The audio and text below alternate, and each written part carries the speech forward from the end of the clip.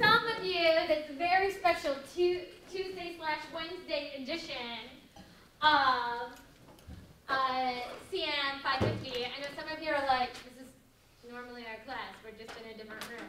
And I know others of you are like, I changed my whole schedule for this Bindig. It's better be good. And it will be good because guess what? You don't have to look at my face tonight. Instead, we are so lucky to have Jessica Antle here tonight.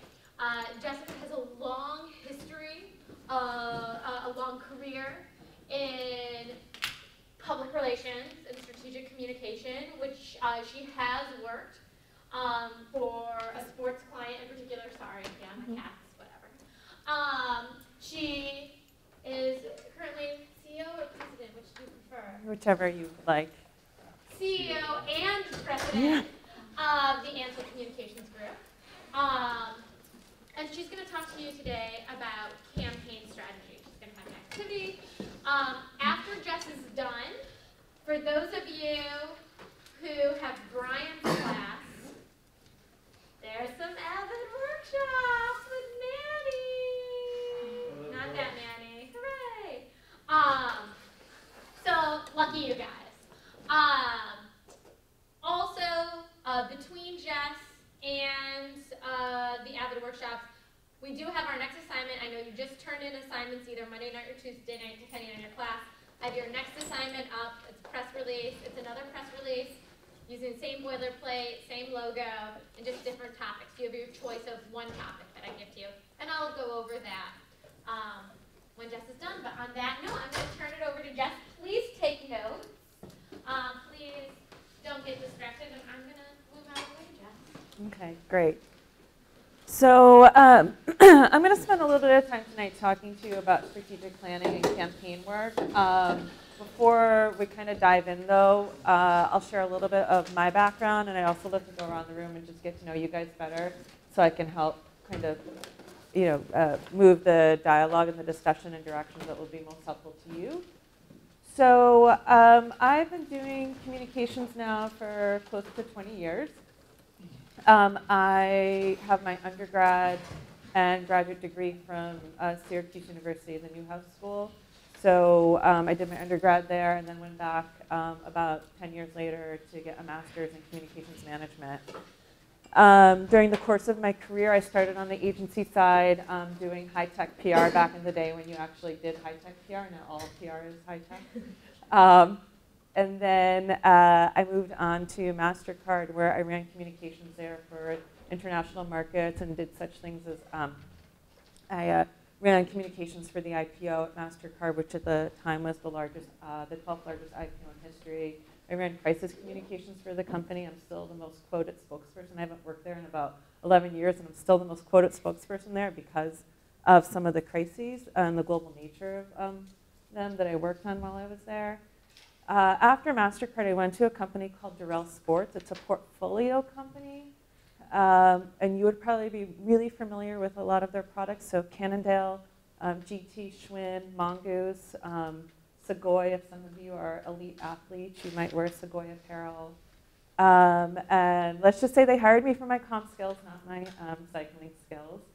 But I spent 4 years there running communications for them, and then decided to leave to open my own agency, which is about a year old at this point. So, and I'm enjoying it. So, anyways, when I was at Durrell Sports, we did things like we managed a pro cycling team. So we had our own team that raced in the Tour de France and managed all the athletes and things like that. A ton of athlete management there.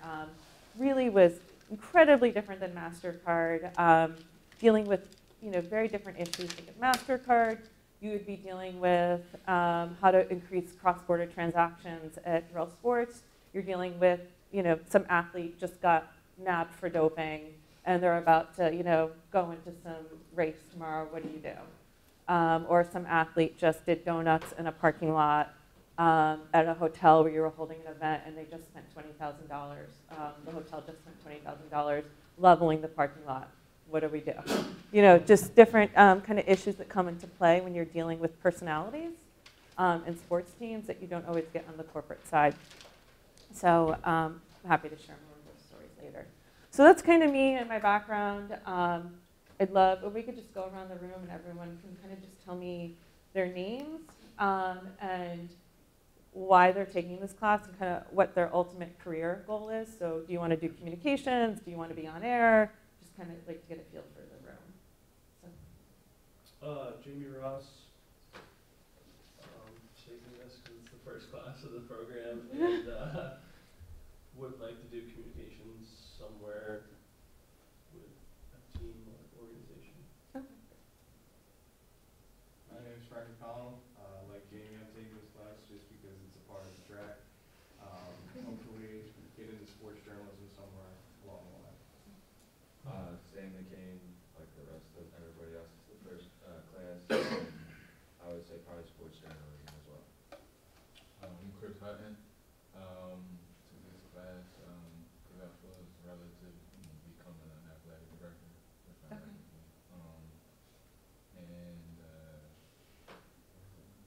I think you answered them all. Oh, yeah. Okay. I'm Taylor Krimmel. Took this class. I don't think we have a choice. You have no choice. You're all So right. you could all skip that question and just tell me what you want to do when you grow up. That's great. When I grow up, I would like to do play-by-play. Okay. Emmanuel Sanchez. My career goal is to become an athletic director for a university or high school, more towards universities, but I'm open to other career opportunities. Why you doing with us? Like Lisa, like we had no choice. My name's Adam Maritone. My career choice would be a broadcaster for WWE, and I'm taking the class because the teacher's awesome. Oh, good PR there.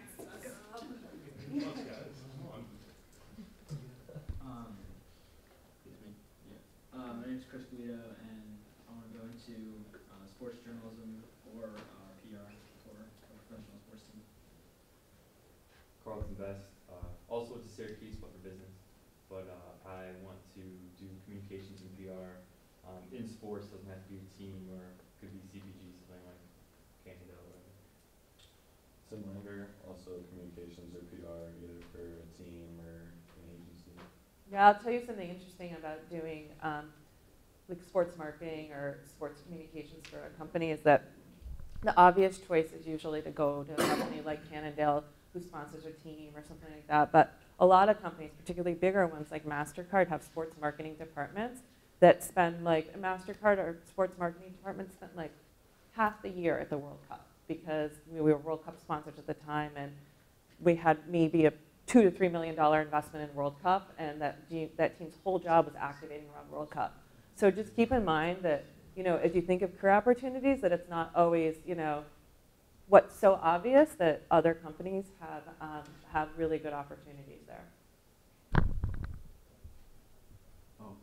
Craig Holmer, I'm on the communication side, and hopefully by the end of the year I'll know what I want to do. Justine Sidthorpe, and athletic director. Frank Zenzone, I'd like to do play-by-play for a professional soccer team.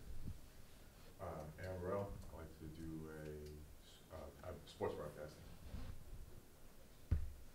Go ahead. Dan Murga, and I'd be an SAD for College University. My name is Kareem Montero, and I'm interested in being a creative director. Diana Canizaro, I'm in sports broadcasting, and I want to be a sports reporter or in the studio. I'm Mehdi.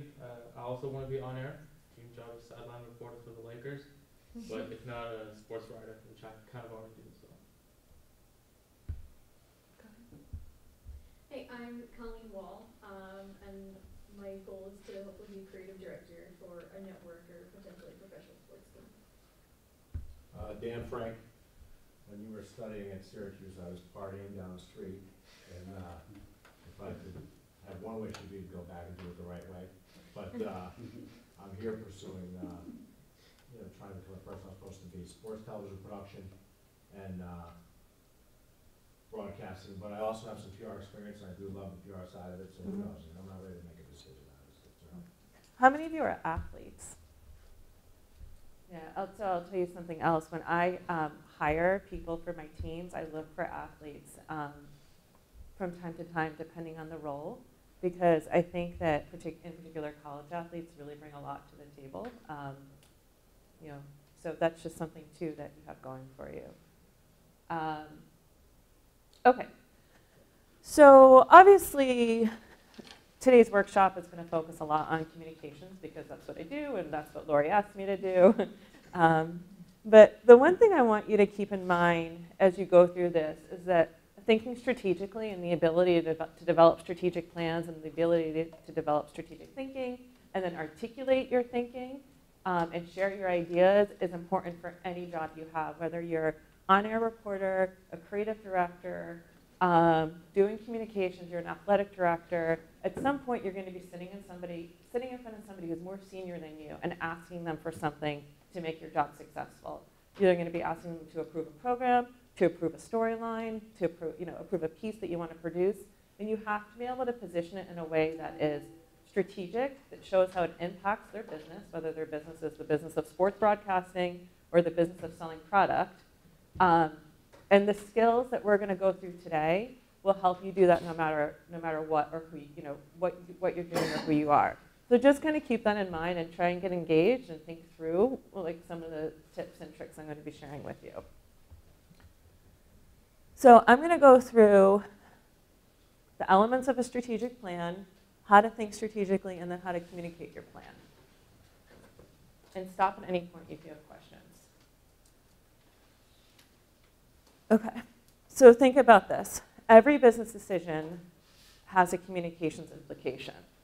The performance of a business, the organizational structure, the people, the products and services.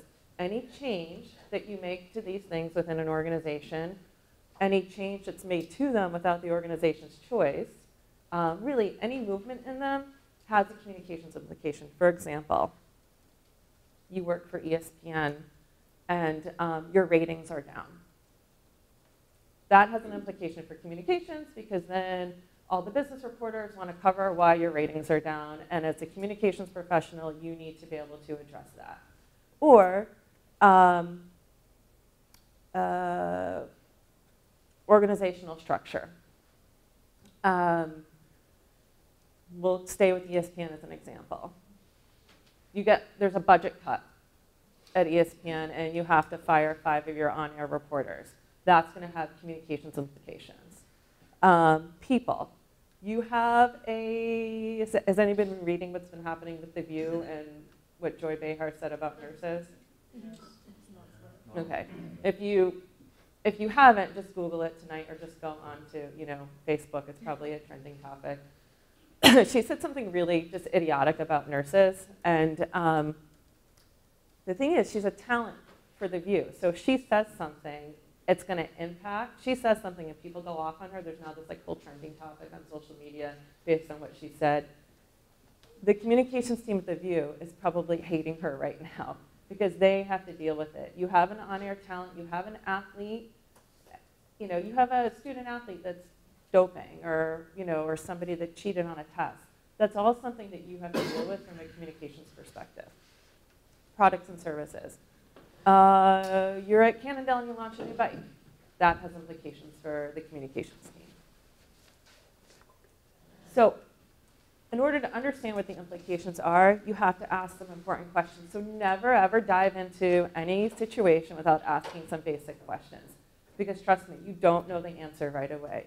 You have to ask what changes are taking place, what are the objectives, goals, plans of the business, what are the reasons behind the decisions, and what effect will it have on your key constituents, whether it's, if you're a corporation, it's the company, employees, customers. If you're a college team, it's your alumni. How are your alumni going to feel about something? And why do alumni matter? Because if the college team does something that alumni doesn't like, maybe they'll stop donating to the college.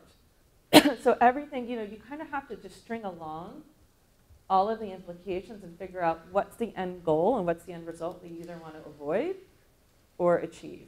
Sorry, I just want to jump in. This is like what Jess just said about if you do something that the alumni don't like.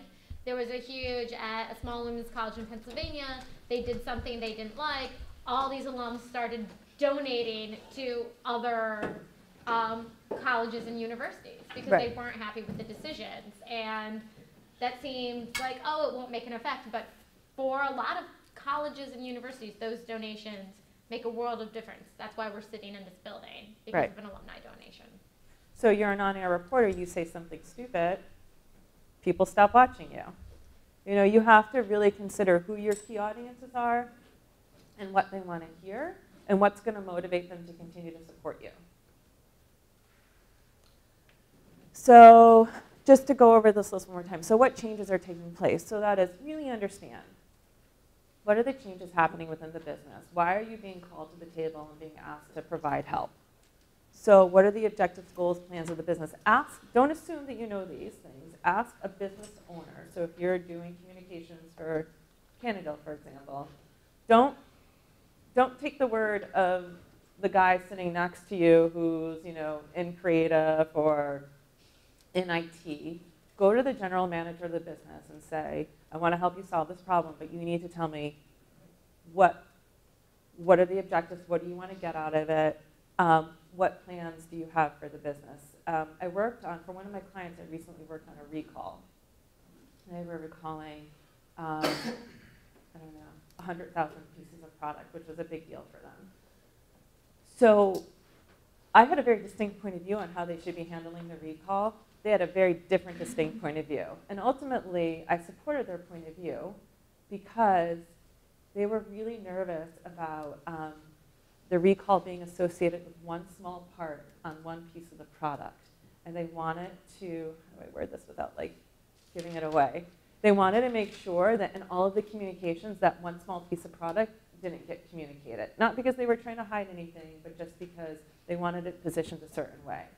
I personally wanted it positioned the exact opposite way. But once I understood what the needs of the business were, I said, okay, I can support that. But I had to ask that question first. That might not have made sense. So, and then the reasons behind the business, and then as we talked about, the effect it will have on the company. So when you're actually, so let's talk about traditional PR for a minute.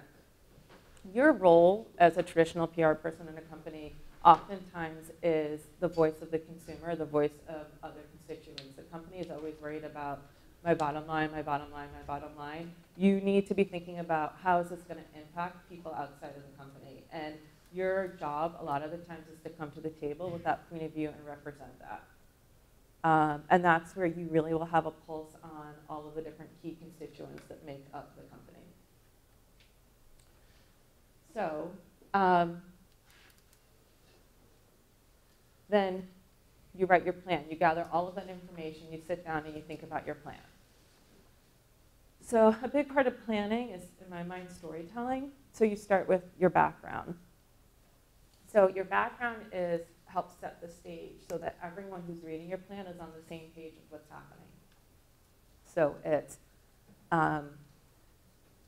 there's a new CEO in place, and we need to do a transition from the old CEO to the new CEO, and the company has been in bankruptcy 5 times, and it's like you have to just lay, like in a very succinct paragraph, lay out what the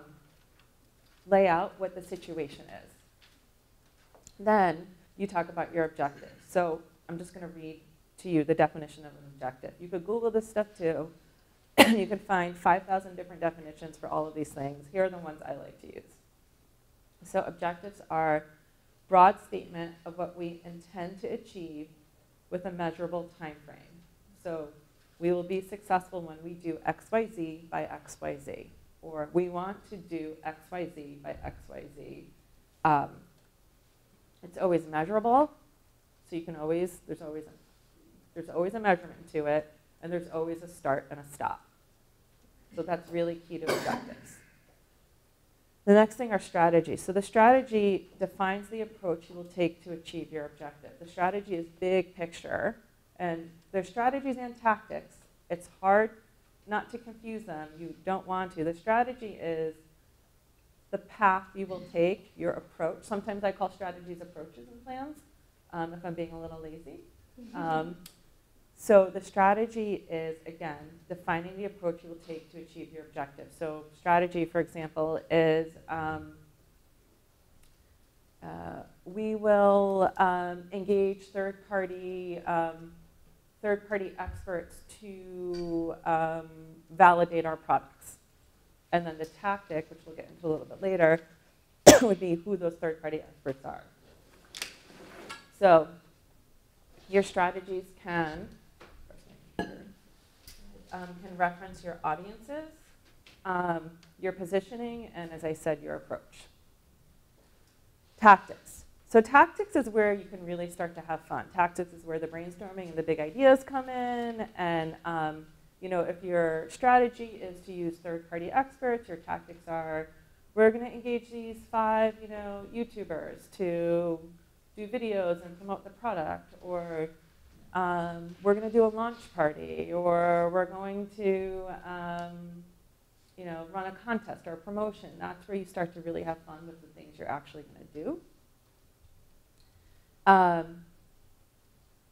They really are, so tactics are specific actions we will take to support the strategy and achieve the objectives. So think of them that way. Metrics are quantifiable performance targets. So you're going to improve sales by X, Y, Z. You're going to improve media share. You're going to secure X number of customers. They're very specific, and because their metrics are measurable. The budget is the budget. It's how much money you're going to spend. A lot of times people leave that out of plans. You really should never leave a budget out of a plan. A lot of times people leave budgets out of plans because they're afraid to say how much something's going to cost. I'm always a fan of being transparent, and if somebody wants to pay for it, they will, and if they don't, they won't, and you go back to the table and come up with a different idea that's within the budget. Jess, how do you feel? I know some people will do like a high-end budget and then a low-end budget. Would you say? Yeah, sometimes depending on so sometimes you know the budget going in. You should always ask, what's the budget? Before you start a plan, bless you. If somebody asks you to do something, you should say, is there a budget for it? Or sometimes you may know that you just have to implement it within your existing annual budget. But you could certainly give them options like option 1, option 2, option 3. Always give 3 options. All good things come in 3s. And yeah, it's like, here's the, this is what you get for everything, and this is how we compare down. The other thing I would say is, you would be surprised what you can do with a low budget. So don't always go for the big number, because then you're going to be the big cost sitting on the table, and no one's going to want to support you. Okay. Any questions about this stuff? In your example before, you were talking about how, do you find it common that the company, it seemed like that company already had an answer that they wanted to hear, not what you wanted to hear, or what you had to say. Does that happen a lot? Sometimes. They just want you to support it, or? So here's my theory. It's like you serve at the pleasure of the president, right? So at the end of the day, you work for the people who hire you. And if you don't like it, and you don't like the people who've hired you, get a different job. It's really that simple. So. Why are they hiring you if they don't want your opinion? But they hire you for your opinion, and most of the time, I've actually never had a situation where somebody hasn't wanted my opinion. I came to the conclusion in that scenario with the recall, after hearing what they had to say, I gave them my very strong opinion. We debated it, I debated it with legal counsel, I debated it with the general manager, we went back and forth a lot. At the end of the day, I said, but guys, it's your decision. And you've heard me. I'll support what you want to do because ultimately, it's your decision. So, and I had a choice. If I didn't want to support it, I could have walked out. But I didn't feel that was necessary. So, I found, and I think you'll find this too, being in this type of program. I found very early on in my career, coming out of Newhouse, that I had really strong skills that I was able to bring to the table that some of my peers starting in the agency side didn't have. Like I walked into my job knowing how to write a press release. I walked into my job with 3 internships under my belt. Like I knew what I was doing, and I wasn't shy about giving my opinion. And I've never been fired for it. Sometimes I think I might be, and I never have been. So I think the best thing you can do is give your opinion, but your opinion has to be grounded in fact and not emotion. So to answer your question, yes, you should always give your opinion. That's what you're hired to do, especially in communications. Whether you're on air, behind the scenes, a creative director, you're being hired for your opinion. You're not being hired because you can sit behind a desk and write great code. You're not being hired because because you're really good at building things, or you're really good at designing, new products, whatever. You're hired for your opinion. It just has to be grounded in fact, and you have to know when to let go. So, any other questions? Okay. So, how to think strategically.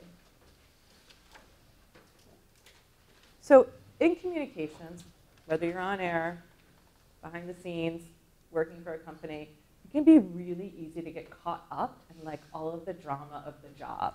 Like, oh, we have to get this interview. The only way this product is going to be successful is if we do this really massive launch party. The best thing you can do in your job is take a step back, remove yourself and your emotions from the situation, and think about the business you're working for and what's going to really drive their revenue and meet their objectives. So you have to ask yourself some tough questions. And this is a list I give all my teams. Whenever anybody starts working for me, I give them this list, because the last thing I want to hear from somebody is, well, it would be really cool if we could launch the product this way. It would get a lot of media coverage. Well, maybe that's not our goal. You don't know. Or, or we really have to write the story this way because that's going to be what's really going to drive viewership. You don't know. What's the priority of the network right now? So you have to ask yourself some tough questions to make sure that you really understand what the business objectives are and how to support those business objectives, because sometimes, and I learned this the hard way, sometimes doing nothing is actually the best thing. I was at MasterCard once, and we had a sponsorship in Israel of national parks. And some of the national parks were in, what's the word I'm looking for? Contested territory. And we were getting calls from some people concerned that we were having a sponsorship in contested territory. Guess what we did? We said nothing, because there is zero way to win that conversation. If the US government and the Israeli governments can't figure out Middle Eastern peace, guess what? MasterCard's not going to. We ran from it. I mean, we said nothing. So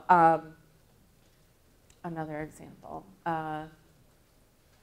Back in the day, MasterCard sponsored the Barnum and Bailey Circus. Hundreds of letters every month. Guess what? Just let the people write their letters. Sometimes it's okay to say nothing. Sometimes you need to hop on it really freaking fast, because it'll totally spin out of control if you don't. What's an example of that?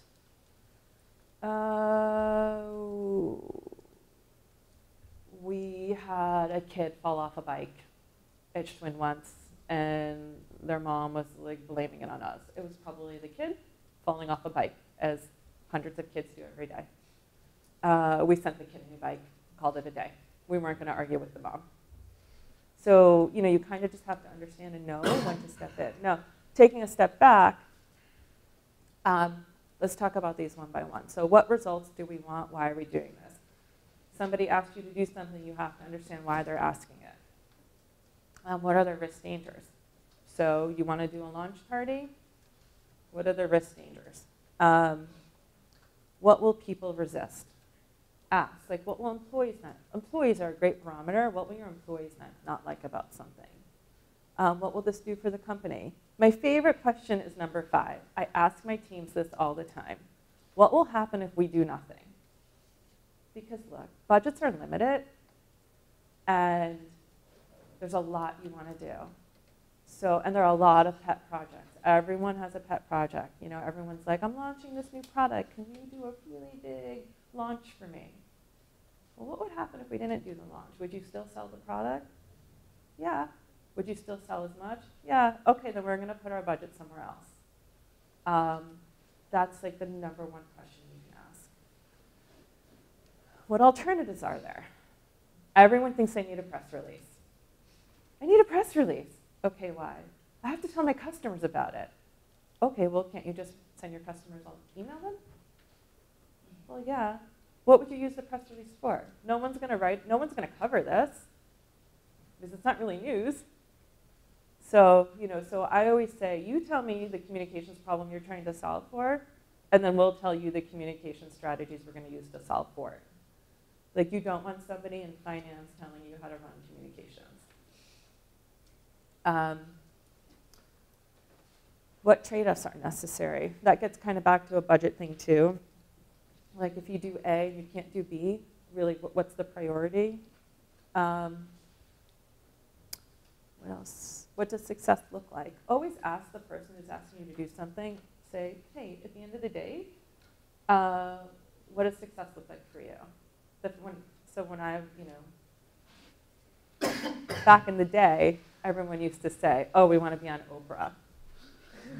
I always loved that. Can you get us on Oprah? No, I can't. You're a $1 million company, you know. But ask them, like, really, what does success look like? So you can understand how to meet their goals. Is it right for the business? You know, is it right for, how many of you are familiar with Cannondale product? So is it right for Cannondale to launch a $200 bike in Walmart? No. So if a Cannondale product manager ever came to you and said, we have a $200 bike we want to launch in Walmart, you say no. No. Because Cannondale is a really high-end bike product. They sell their most expensive bike is like $16,000. They would never want to be in a Walmart. Not that there's anything wrong with it. Plenty of Schwinn's are sold there. But it's just you really have to understand what's best for the company. Ask what's the problem and then try to get to the true root of the problem because it's almost never what people say first. And then what other ways can we see the issue? So we're going to break up into groups now because this really only works when you try it yourself. I don't know, do you have a preference for how you? People sitting next to you so you don't have to move too much? Yeah, I think groups of, yeah, that would be fine. People on the rows. So I'd like you to spend some time writing a plan. You can just write it out in your notes. You're going to be presenting the plan. Actually, let's split. We have to do smaller groups, otherwise the presentation will take too longer. So do like these two tables, those two tables, you guys, and then you 6 can go together too. That's fine. So Does that work? Frank, you're with the finish group. Okay. You guys gotta move. Sorry. But you can make them move. You can duke it out. So, okay. Wait, I got to tell you what you're writing your plan about. Yeah. Huh? You have to make a plan. All right, listen to Jessica, everybody. All right, so I'm just going to remind you, I'm not the sportiest of people, but your football team is going to one of the bowls, whichever one you pick. I don't really care. Perspective, student athletes, and alumni who donate to the school. Our strategies would be to one, have a media day where the press obviously gets to interact with the players, televise, just being able to have people see the players on a more personal level. The second day, we would do a community service day where the team and the coaches work with the youth football team somewhere in the area. Okay, so I'm going to just pause you right there. So what you're talking about right now are tactics, which are all great. They all sound like really good tactics. The objective you described is actually your strategy. And your objective, remember, is measurable and time-based. So you want to, based on what you said, your objective might be something like you want to increase the school's applicant pool over the course of 2 years by leveraging your participation in whatever bowl game it is. Do you see? Okay. All right. So you're definitely on the right track. It's tricky to understand the nuances between an objective and a strategy and a tactic. That's always the hardest part anybody has in writing a plan. People, sorry, I'm sorry, I'm jumping in. Like, people always use those terms interchangeably. Even, like, faculty members all the time on syllabi, like, have no clue. But in public relations, goals, objectives, strategies, and tactics mean very specific things. Okay, next group. Are we doing strategies or objectives? Just strategies. I guess our strategy, kind of breaking it apart from the objectives, is to promote the team. We're doing UConn, we're going to go to a bowl game and have a rematch against Oklahoma from a few years ago. And our strategy is to promote the team and develop as much support as we can through the alumni networks, the students, people in the state, because there's not a lot of professional sports or any professional sports, and help sell as many tickets as possible. Okay.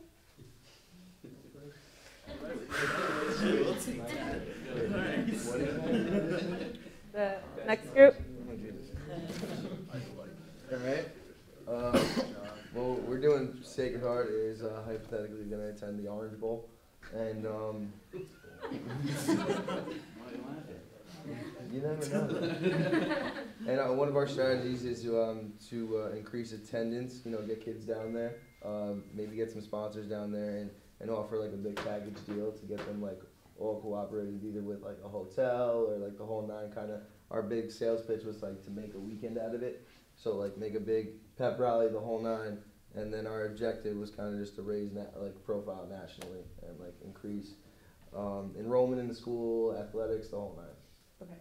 So the first part that you described is your tactics. Okay. You need to take a step back and think about what you want to accomplish. So, it may be to, basically everyone's going to have the same strategy through this because it's all the same scenario, but your strategy would be something like, raise the national profile of the school through, through your participation in a bowl. Okay. And then, like, the packages, all that other stuff, for example, like, that's a great idea. Offer packages to alumni that are based all over the country to get them, re-engaged in the school or something like that. I have a question. Are we allowed to go to a rich alumni and say, can you go down there and throw a big party? Or are we worried about kids drinking too much and... Yeah. Well, it's got to be part of the strategy. You don't want to like. Do we have worry about kids getting drunk and smashing into things? Yeah, you worry about that. Yeah, that's what I'm saying. Especially for college. But we want them to have a good time, so if we got a rich guy who's probably willing to give money and have a party. Just for alumni? I mean, I guess yeah, it would have to be for alumni. You'd have to be over the age of 21. You'd have to have security. You'd have to check ID. Right, the whole we're in nine. Miami, so. So, I mean, Yeah, because if you had a bunch of kids underage who got drunk and started smashing things, you'd have an even bigger problem in your, participation in the bowl. So.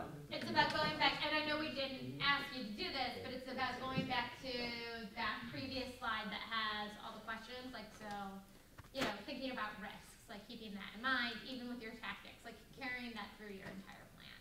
Right. I know that that's the risks of, like, implementing this plan. People got. Yeah, I mean, you don't want a national story that, we saw that with UConn. You don't want a national story that kids are tearing stuff up. Right. I mean, that makes it worse for you. Okay. And then this was the last group? Yep. Okay. All right, so our school is Army University, right? Our strategy is to create a media blitz by paying tribute to 9/11 first responders, victims, everybody. Our tactics are going to be, so football team visits ground zero and first responders to share stories.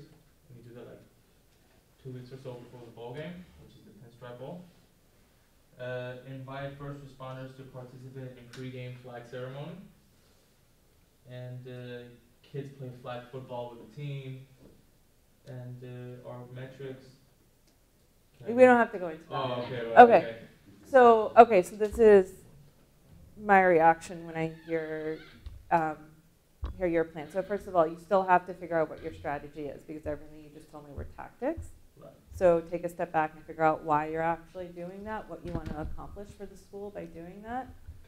The second thing is that you're probably the only school that would have permission to do a plan like that, because anybody else would be taking advantage of 9/11. But because you said you're Army, right? Like, you're really the only school that would be able to pull something like that off without looking like you're leveraging the victims of 9/11 to, for financial gain. So you have to be really careful when you do things like that. You have to be really careful when you build in philanthropic things, that you're doing it to be philanthropic and not because you're trying to, some publicity gain. And that is like on brand. Again, like Jess said, that's It's on brand for the you guys. Army, but if anybody else did it, that just doesn't. Right. It's on brand. Does that make sense? Yeah. It's just, Okay, so keep going and refining, and then you probably have about 5 more minutes, so I'm going to talk through how to communicate a plan, how to pitch a plan, and then the best, right here. So the best laid plans often fail because the person who has developed the plan just fails miserably at presenting it. They can't articulate. They can't articulate what they meant. They can't paint a picture for why it needs to be done. They're sitting in front of the CEO and they just get super nervous and they just kind of crap out. So communicating the plan oftentimes is as important as writing the plan. So, some tips. When you're sitting in a meeting, the first thing you want to do is define the purpose of a meeting, any meeting, whether you're communicating a plan or anything. You say, so we're here today to meet about X, Y, Z. And during the course of the next 30 minutes, during the course of the next hour, I'm going to walk you through X, Y, Z. Please stop me at any time if you have questions, or please hold your questions until the end, whatever your preference is. So set the stage up front, make sure they know why you're there and what they're going to get out of the meeting. The second thing is, this goes back to thinking strategically. Articulate the business problem your plan is solving for. Don't sit in front of a CEO and say, I'm going to get you more media coverage. Don't sit in front of a CEO and say, we're going to have the best party for you. You're going to love it. Start with the business problem, because that's what they're interested in. They want to know what to solve. They want to know what you're solving for. And you're never solving for more media coverage or pool parties or anything like that. So outline the plan. Paint a picture of how it supports the problem you're solving for. This is really important. Draw people in with words, your communicators. Make them understand through the power of your words the impact of what you're going to do. Take a minute to really pause on this and really pull them in. Give the people in the room a part to play. It's always really good to engage people. It makes them feel like it was their idea. Awesome. Who cares if they think it's their idea as long as it gets done? Let them know the anticipated and measurable outcomes. So this goes back to make sure your objectives are really well defined, make sure your metrics are really well defined. And most importantly, hear their feedback and integrate it. I've never sent a plan to anyone or a press release to anyone or anything where they've been like, this is awesome, it's perfect. I mean, I'm always getting hit with feedback. I think I have incredibly thick skin now because of it. I've had CEOs rip apart press releases. You really listen to what they're saying in their notes. You come back with a better draft, and then they're usually like, oh, this is awesome, thank you. You're never going to get it right on the first draft. You can't, because you're not working in a silo. So what's not in here actually that's important to be successful in that is vet your plan with other people before you present it to the final person. So that means if you're presenting it to the CEO, show it to a few people on his or her team. Show it, make sure you show it to your boss, show it to some of your teammates, make sure that what you're saying is going to resonate. So I'd like for each of you to go around the room, for each team to go around the room, take 2 minutes to define the purpose of our meeting, present the plan to me, define the purpose of the meeting, articulate the business problem your plan is solving for, and paint a picture. Do you want to take a minute to think about that? Yeah. Maybe like 5? Sure, you could have 5 minutes. And the course of your career is the ability to ask a question. So I call it the one-finger question. You should always ask the one question that needs to be asked. And we talked about, some of you may be having a hard time articulating the business problem your plan is solving for, because when I briefed you on what to write the plan about, no one asked me. So remember this list of questions. The next time somebody asks you to write a plan about something, pause and ask them, what are the business objectives? Why are we doing this? What are the risks? Why do you need me to promote the school through a bowl?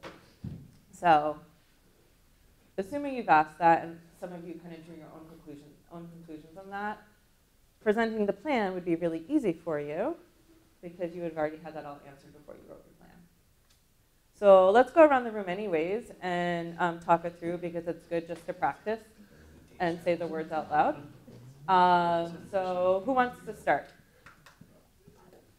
Frank. What? Yeah, come on, Frank. Present the plan. All right, All right. Oh, okay, sorry, this group. All right, go ahead. Go ahead, they can start. Go ahead. So, we're Army. The purpose of this meeting is we've been invited to pinstripe ball. We need to capitalize on the opportunity and the fact that we've been invited to this ball and come out of this looking better than we ever have. That's why we're here to talk about. Okay. Right? What else? You want me to go further into this? Yeah, outline the plan. Paint a picture of how it supports the problem you're solving So for. the plan is, our university, after being extremely affected by the events of 9/11, the Pinstripe Bowl takes place dead center in the middle of where it all happened. Our mission is still from 9/11 to never forget. We're going to take this opportunity and emotionally touch as many people as we can surrounding the invitation to this bowl. By doing that, we're going to do it via a media blitz, where we spend that week not just playing football, preparing for a game, but actually trying to connect with people of New York. Okay. Remind me what your the business problem you were solving for? Well, that we were invited to a bowl game. Okay. So, okay, so just 2 pieces of feedback on that. The fact that you're invited to a bowl game is not necessarily the business problem you're solving for. The business problem you're solving for would be, you've been asked to launch a philanthropy program for the schools. A lot of schools do that just to do it because it's the right thing to do. Or you're asked to increase enrollment, whatever. The business problem is always grounded in a business metric. With that said, I would strongly encourage anyone to never use philanthropy to solve a business problem. You do philanthropy because it's the right thing to do. You don't do it because you're trying to create a business gain. So that is just my own personal opinion. I think you get in trouble. I think you get in trouble when you do that. So because I think people can see through it. So I think that the picture, I think you did a really good job of painting the picture. I think that your idea is a really good idea. I would just make sure you're doing it for the right reasons. That's all. Okay. All right. Group in the back? Yeah. Purpose of this meeting is we're here to increase the brand name of Sacred Heart through our first appearance in this major bowl game. The problem is that Sacred Heart isn't such a big brand name school. Not a lot of people know it nationally. It's mostly just on the eastern coast.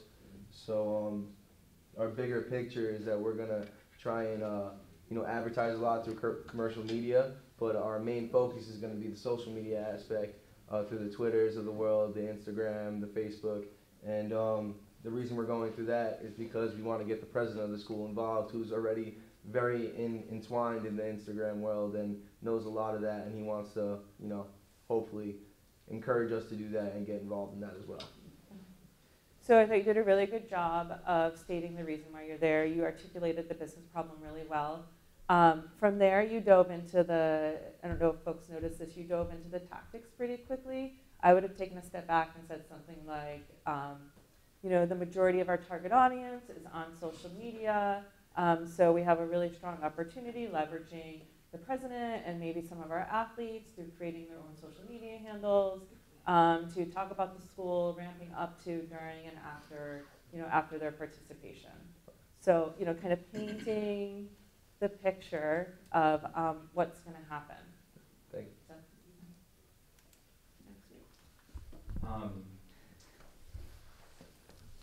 Our problem is that our football team doesn't make enough money for the school. And the purpose of the meeting today is to utilize UConn's selection to the Sugar Bowl to build the pride and legacy of UConn football within the state and across the nation. The strategies would be to promote the team, developing support for the game by reaching out to alumni, students, and residents, and also to reach all demographics throughout the state through different means, letters, phone calls, emails, news story, press release, social media campaign, tailgate, rallies, viewing party, and taking advantage of former athletes and coaches. Some of our metrics to measure this will be social media mentions, impressions in print, ticket sales, tailgate, pep rally attendance, and donations from donors. So I thought you did a really good job of painting the picture of the plan. I immediately understood kind of what you were doing and how you were going to do it. I thought you probably could have spent a little bit more time articulating the business problem. You said the football team doesn't make money for the school, but I would have gone into why, because the why then leads to the how you're going to solve it. So I don't know if it's like it doesn't generate enough alumni donations, or I don't know what it is. So I would have just spent a little bit more time setting up the business problem. Because if there isn't a problem to solve for, then there's no reason for you to do your plan. So you have to have people buy into the fact that the problem exists before you tell them how you're going to fix it. Last but not least. So, our business problem is that Notre Dame does not receive applicants from the four corners of the country. So our goal, well, not getting ahead of ourselves, we want to diversify the regions in which our applicants come from, as well as increasing the amount of donations from alumni that have graduated from the school within the last 10 to 20 years. So we're not trying to rely on the donations of people who are 50 and 60 years old, but rather hit an age group between 30 and 40 for people who are just making a name for themselves in the business world or in athletics. Our plan is really relies on allowing the alumni and the fans to interact with the team throughout the week leading up to the bowl game, and whether that's them coming to a practice or getting a chance to interview them, things like that. Just have people interacting with the players throughout the course of the week so they get to know them on a more personal level. Hopefully lead to more alumni donations, and maybe showing people in Miami where the Orange Bowl is what Notre Dame's all about, and hopefully using that as a way to increase the number of applications from areas like that, areas like New Mexico, California, Maine, places like that, not just the Midwest. Okay. So I thought you did a really good job of articulating the business problem. I completely understood it. I thought that the idea was really strong. I might have gone into a little bit more detail about why having people interact with the team and the players would be something they'd be interested in. So, fans love interacting with the team, and we have a really great opportunity with this bowl to engage them in a number of different ways. And we're going to look at social and, visits and things like that. So I would just tease out, build excitement for your idea, make people, they really love interacting with the team, and talk about why. You could say, in today's consumer-driven economy that, personalized experiences really help drive loyalty and affinity. So, Jess, I have a quick question about their particular problem, because they actually provided two business problems and that they were using one particular opportunity to sort of tackle two business problems. How do you feel about that? What advice would you give, like, if a PR team was sort of given two business problems, one opportunity? Yeah, I mean, I think it works. There are a lot of times when, for example, the Tour de France, we had a pro team in the Tour de France, and we wanted to engage our retailers to drive retailer loyalty and also engage consumers to drive excitement for the product that the team is riding. I mean, the reason you sponsor a team in the Tour de France as a bicycle manufacturer is because they're riding your bikes. So if Peter Sagan crosses the finish line riding a Cannondale, sales of Cannondale goes up if you market it the right way.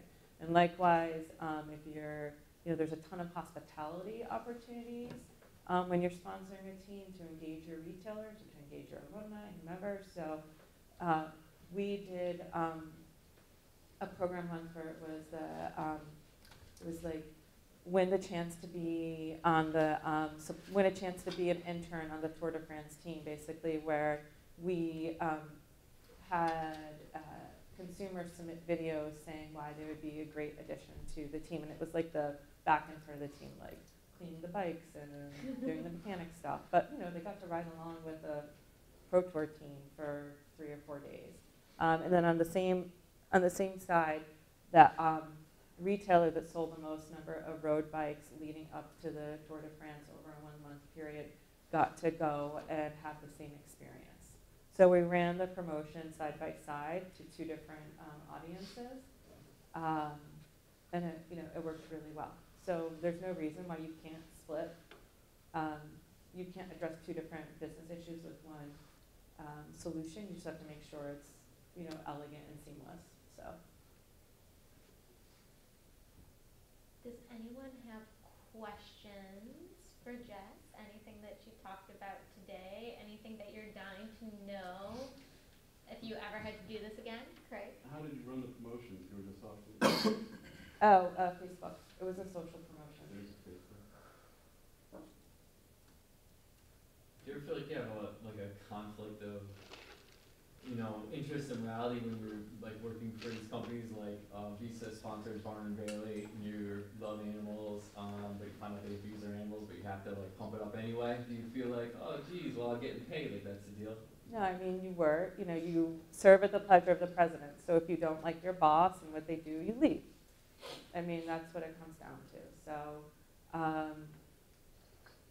I've never felt personally conflicted.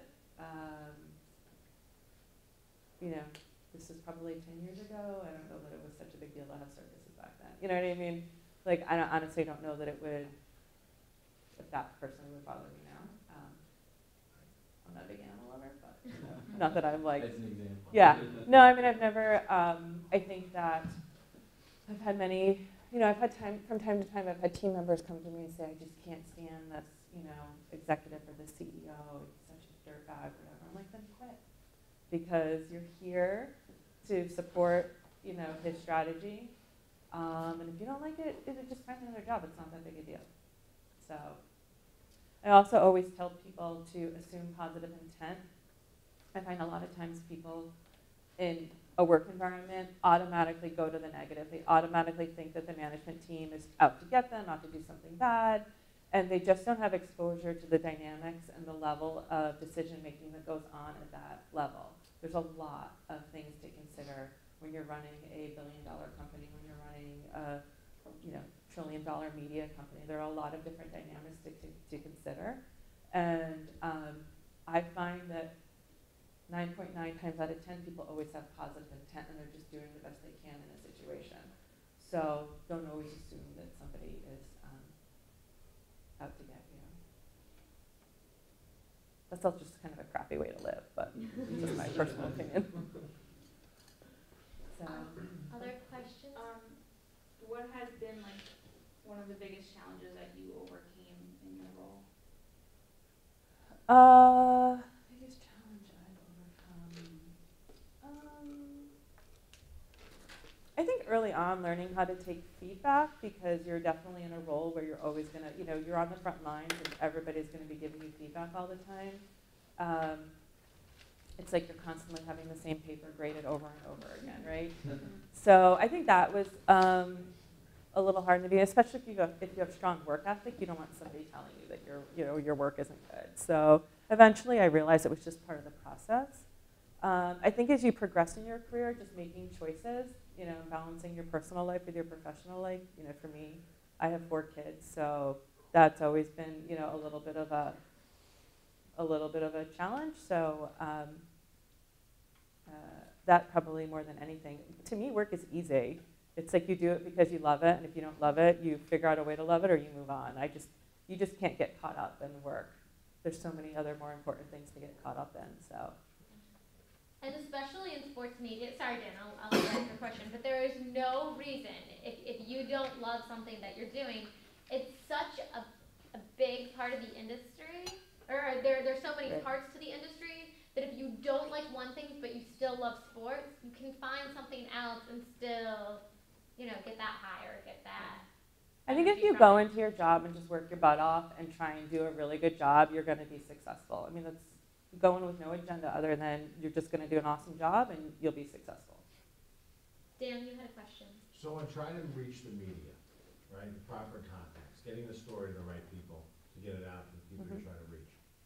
Used to be like who you need the connections. Has that gotten easier with the use of like the newswire companies that you can pay for them to blast it out? Yeah, but the blasted out coverage is actually not impactful coverage. It's not coverage people read. Like, everyone loves to put their press releases out on the newswire because it gets you like 5 million hits, but it's actually not. If you dig into the reports, it's not stuff anybody's reading. It's like on random places on random websites. The best agencies I work with, I don't do media relations. So, I've done it.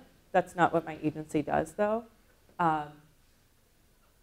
The best media relations agencies I work with still go out to lunch with reporters all the time, go out to dinner with them, know their kids, know their likes, dislikes. They are best friends with them, and reporters will go from outlet to outlet every couple years or every year or so. They switch to a different magazine or a different broadcast outlet, and the producers do the same thing, and they are like best friends, and they will make them believe that they love them. Right, but that's kind of like being philanthropic for a game. Those relationships are really authentic at the end of the day. Yeah, they are. They know that they're like the reporter's getting stories and the PR person is placing stories. So they're helping each other. It's not like mutually beneficial. Yeah. Beneficial. Right. Any last questions? Should we thank Jazz?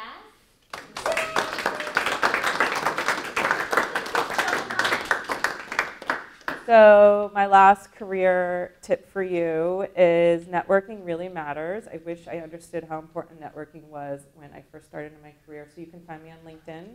I encourage you to connect with me. And if you have questions, ask me. If I don't want to answer, I won't. But I probably will. Jess, can I put your PowerPoint on our course Blackboard site? It's internal to Sacred Heart. Nobody else would ever see it. Yeah, no problem. All right. Thank you so much. So on that note, guys, you still have just one more thing. We can talk about our next assignment.